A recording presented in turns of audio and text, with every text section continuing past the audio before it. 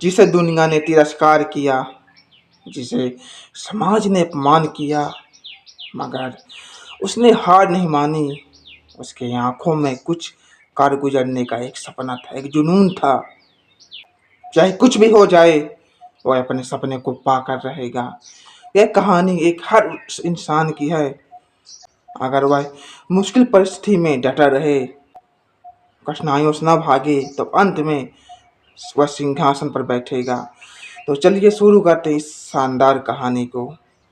यदि चैनल पर पहली बार आए हो तो चैनल को सब्सक्राइब कर दो, वीडियो को लाइक करो, शेयर करो। तो चलिए शुरू करते हैं इस शानदार कहानी को।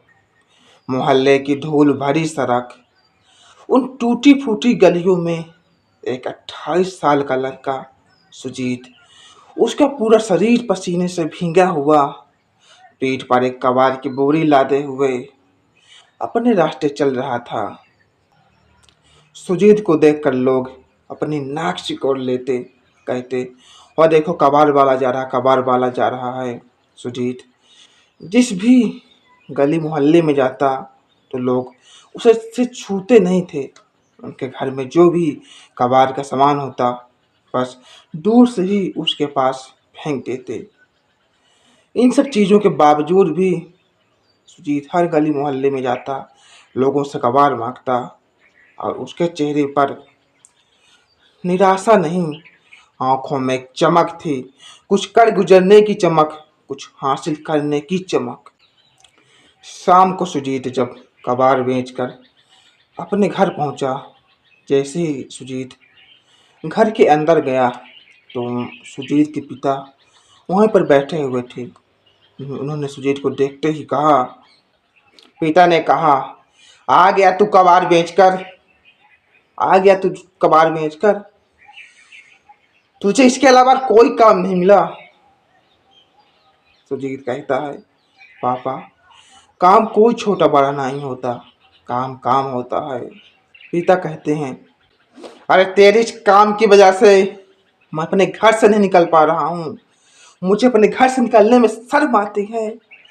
मैं जिस भी गली मोहल्ले से गुजरता हूँ तो लोग मुझ पर हंसते हैं, कहते हैं, वो देखो कबाड़ वाले का बाप जा रहा है, कबाड़ वाले का बाप जा रहा है। शर्म आती है मुझे अपने घर से निकलते हुए। तेरे इस काम की वजह से तूने पूरे खानदान का नाम मिट्टी में मिला दिया है। जो हमारी समाज में बनी कुछ इज्जत थी, तूने उस पूरी इज्जत को मिट्टी में मिला दिया है, उस मिट्टी में मिला दिया है। सुजीत कहता है, पापा लोगों का काम है हंसना मजाक उड़ाना, तो क्या मैं उनकी इस हंसने और मजाक उड़ाने की वजह से अपना काम छोड़ दूं? आज जो लोग मुझ पर हंस रहे हैं, मेरा मजाक उड़ा रहे हैं, कल वही लोग मुझे सलामी ठोकेंगे, मुझे देखते ही से ही सलाम करेंगे। मैं तो यह काम आपके लिए ही कर रहा था। मैं तो यह काम अपने पढ़ाई के लिए पैसा इकट्ठा कर रहा था, जिससे आपको कोई परेशानियों का सामना ना करना पड़े।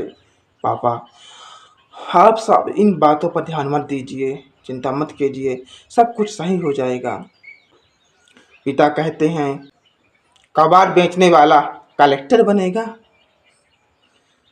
मुझे तो शर्म आती है तुझे अपना बेटा कहते हुए। क्या निकल जा इस घर से, तू अभी इसी वक्त अभी इस घर से निकल जा, और दोबारा कभी अपना इस मनहूस चेहरा मुझे मत दिखाना। तू अभी इस घर से निकल जा। सुजीत कहता है, ठीक है पापा, मैं इस घर से चला जा रहा हूँ। अब मैं इस घर में मैं तभी आऊँगा जब कुछ बन जाऊँगा, वो जब कुछ कर लूँगा, नहीं तब तक मैं इस घर में कदम तक नहीं रखूँगा। उस आधी रात को सुजीत ने अपना सामान पैक किया। उसने झोला उठाया, एक थैला उठाया और अपनी बहुत सारी किताबें उठाई। सुजीत जब घर से जा रहा था तो रात को बहुत ज़्यादा बारिश हो रही थी। माँ ने उसे कहा, बेटा रात को बहुत ज़्यादा बारिश हो रही है, तू कहाँ रुकेगा, कहाँ जाएगा? तू आज रुक जा, कल चले जाना। सुजीत ने कहा, नहीं माँ, मैं अब इस घर में कभी नहीं रुकूंगा। मैं अब इस घर में तभी आऊँगा जब मैं कुछ बन जाऊँगा। माँ ने सुजीत को रोटियां खाने के लिए दी, मगर सुजीत ने उन रोटियों को खाने से मना कर दिया और कहा, माँ, अगर आज मैं इन रोटियों को खा लूँगा तो जिंदगी भर कुछ नहीं कर पाऊंगा, किसी न किसी की गुलामी करता रहूंगा। सुजीत माँ से आशीर्वाद लेते हुए पिता से आशीर्वाद लेना चाहा, मगर पिता ने उसे आशीर्वाद नहीं दिया। उसे देखते ही कमरा के अंदर चले गए और कमरा बंद कर लिया। सुजीत की आंखों में आंसू थे। उसने पूरे घर को बड़े ही गौर से निहारा और वहां से चला गया। सुजीत ने शहर में एक झोपड़ी खरीदी। सारा दिन पूरे शहर का कचरा बीनता और शाम को उसी कचरे के ढेर पर पढ़ाई करता, अपने सपनों को पूरा करता। सुजीत के पास किताबें खरीदने के लिए पैसे नहीं होते थे तो पुरानी किताबें खरीद लेता। पुरानी किताबें आधे दाम में मिल जाती थी। एक हफ्ता पुराना अखबार पढ़ता, मगर उसने अपने सपनों को इन मुश्किलों में कम नहीं होने दिया। सुजीत को जो भी पुरानी किताबें कबार वबार से मिलती, उन किताबों को सुजीत बड़े प्यार से उठाता और अपने घर ले जाता। एक दिन सुजीत जिस कबाड़ वाले के यहाँ काम कर रहा था, उसको एक पुरानी संविधान की किताब दिखाई दी। उसने उस किताब को उठाया और उसकी धूल मिट्टी साफ करने लगा। उस कबाड़ वाले उस कबाड़ का मालिक ने उस सुजीत को देखा और कहा, तू कबाड़ बीनने से अच्छा है तू कहीं पर नौकरी कर ले, 4 पैसा अधिक कमाएगा। तुझे जो बनना था ना तू बन चुका है। सुजीत कहता है, चाचा, जिसे आप कचरा का ढेर कह रहे हैं वह मेरे लिए मेरी जान से भी बढ़कर है।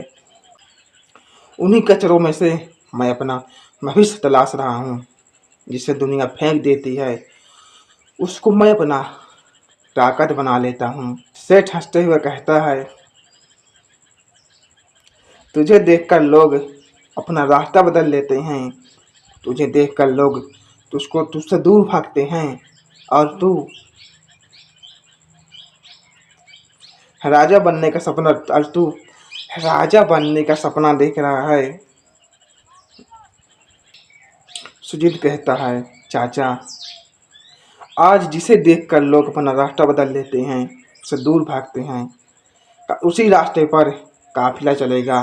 कल उसी लड़के को देखकर लोग सलामी ठोकेंगे। सुजीत की बातें सुनकर सेठ हंसने लगता है और वहाँ से चला जाता है। सुजीत के पास नोट बनाने तक के पैसे नहीं थे। पुरानी रद्दी कागजों से अपना नोट बनाता। शहर की कड़ाके की ठंड हो या गर्मी की झुंझुलासी गर्मी, सुजीत ने अपनी आंखों में लाल बत्ती का सपना एक सेकंड के लिए भी कम नहीं होने दिया। सुजीत को अपने आप पर विश्वास था, आज नहीं तो कल वह अपने सपने को जरूर पूरा करेगा। उसने जमकर मेहनत की, कड़ी मेहनत की, यूपीएससी का एग्ज़ाम दिया, इंटरव्यू दिया।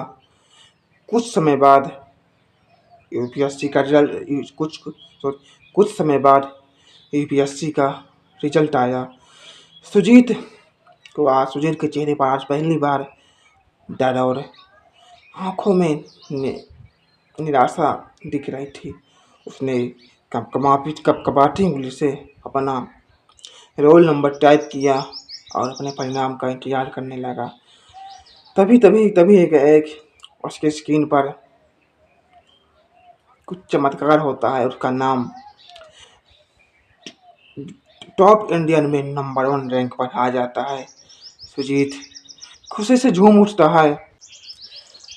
आज सुजीत के चेहरे पर खुशी और दुख के दोनों आंसू थे।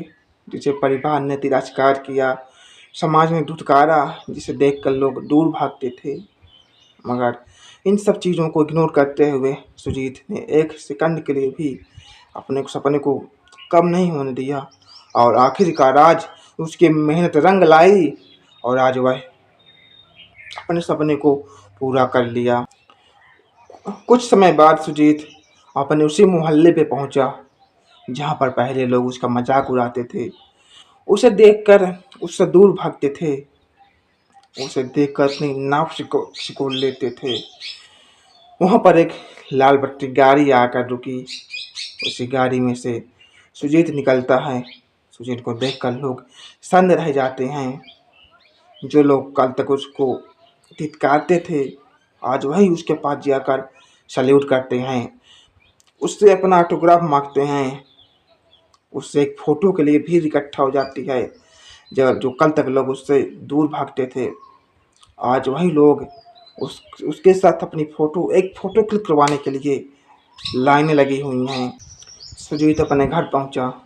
जिस घर ने एक दिन पहले सुजीत को धक्के मार कर निकाल दिया था, सुजीत उसी घर में एक बार फिर से पहुंचा। सुजीत घर के अंदर गया। उसने अपने पिता के पैर छुए। आज पहली बार सुजीत के पिता का चेहरा शर्म से झुका हुआ था। पिताजी कहते हैं, बेटा मुझे माफ़ कर दे, मुझे माफ़ कर दे।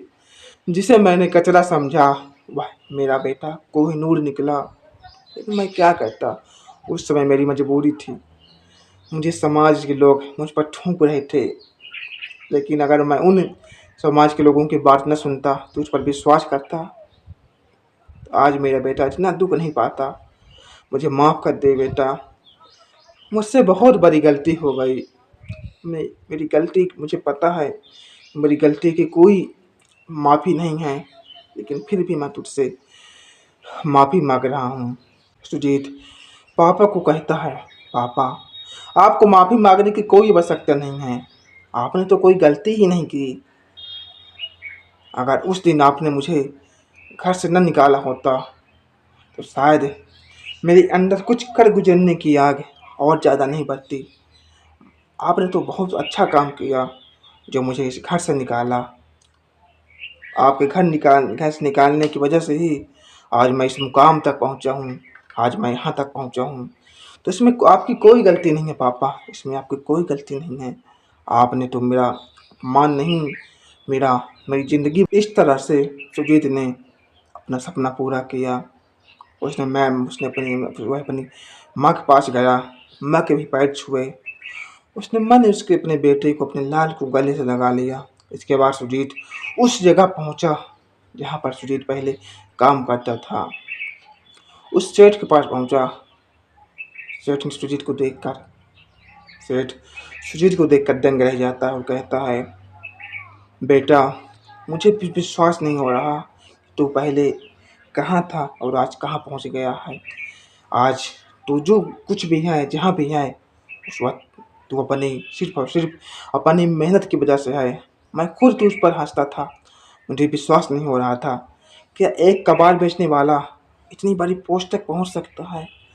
लेकिन नहीं, यदि इंसान के अंदर कुछ कर गुजरने की चमक सनक हो, कुछ पाने की सनक हो, तो इंसान के लिए कोई भी काम मुश्किल नहीं है। इंसान दुनिया का हर काम कर सकता है, इंसान के लिए कोई काम मुश्किल नहीं है। एक कहानी हमें सिखाती है कि परिस्थितियाँ भाग्य तय नहीं करती, बल्कि भाग्य तय करता है परिश्रम, मेहनत, लगन। कुछ कर गुजरने का जुनून यदि आपके अंदर कुछ कर गुजरने की जुनून है, परिस्थिति चाहे कितनी भी आपके विपरीत हो, आपके साथ हो, आपके साथ ना हो, तो आप उस एक न एक दिन अपनी मेहनत से, अपनी लगन से उस मुकाम तक पहुंच सकते हो। लेकिन यदि आपकी परिस्थिति खराब है और आप लोग उस परिस्थिति के कारण ये बोलते हो कि मैं क्या करूं, मैं क्या कर सकता हूं, मेरी परिस्थिति खराब है, मैं कुछ नहीं कर सकता, वह लोग वहीं के वहीं रह जाते हैं, उसी जोन में रह जाते हैं और आगे कुछ भी नहीं कर पाते। खैर, आपको ये कहानी कैसी लगी हमें कमेंट बॉक्स में ज़रूर बताएं। यदि आपके शहर या गाँव में ऐसी कोई कहानी है, ऐसी कोई चीज़ है जो आपको इंस्पिरेशन करती है, तो हमें कमेंट बॉक्स में ज़रूर बताएं। और इस कहानी के बारे में आपकी क्या राय है, हमें कमेंट में ज़रूर बताएं। इस वीडियो पसंद आई हो तो वीडियो को लाइक करें, शेयर करें, और यदि चैनल पर पहली बार आए हो तो प्लीज़ चैनल को सब्सक्राइब कीजिए। हम मिलते हैं अगली वीडियो में, तब तक के लिए धन्यवाद।